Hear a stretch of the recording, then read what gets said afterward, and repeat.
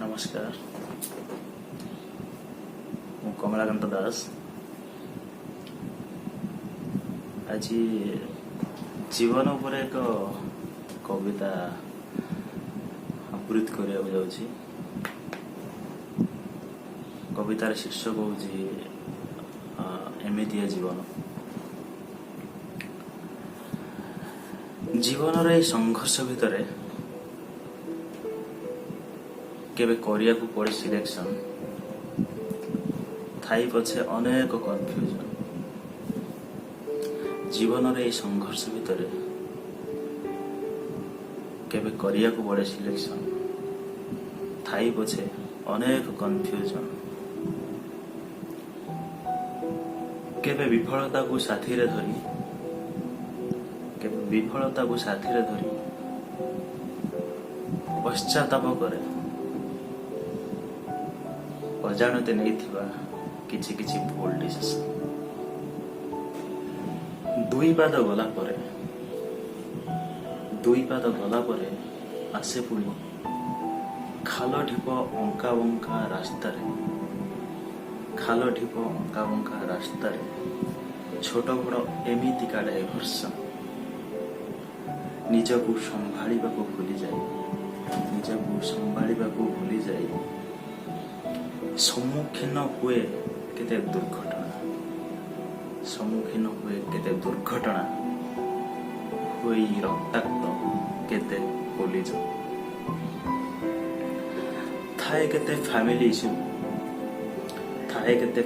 Issue ତ ଆଉ professional life ସହ ରହିଥାଏ ଯନ୍ତ୍ରଣା, କେତେ ବା ଡିପ୍ରେସନ।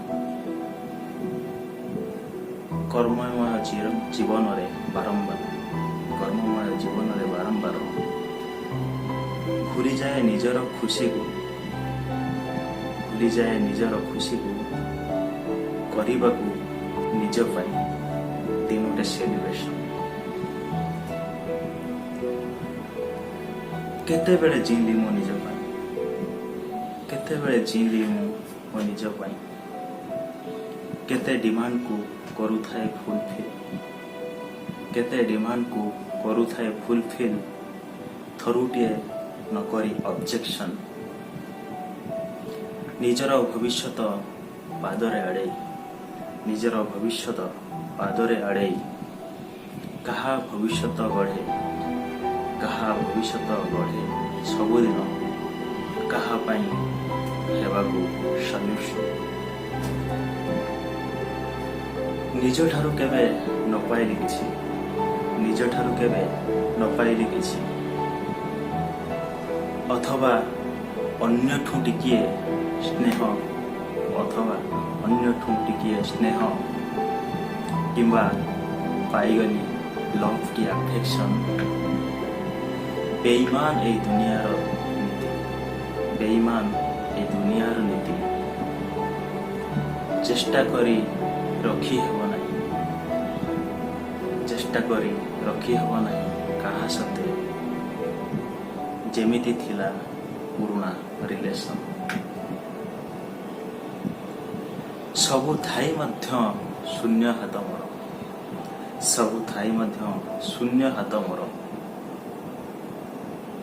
କାହିଁକି କାହାକୁ ନିଜର କରି ହୁଏ ନାହିଁ, ବୁଝିପାରେ ନା ଏ ସିଚୁଏସନ। ହସୁଥାଏ ଖାଲି ଏ ଦୁନିଆ ପାଇଁ, ଲୁଚେଇ ରଖେ ନିଜର କ୍ଷତ। କେତେ ଗଭୀର ମୋ ମାନସିକ କଣ୍ଡିସନ।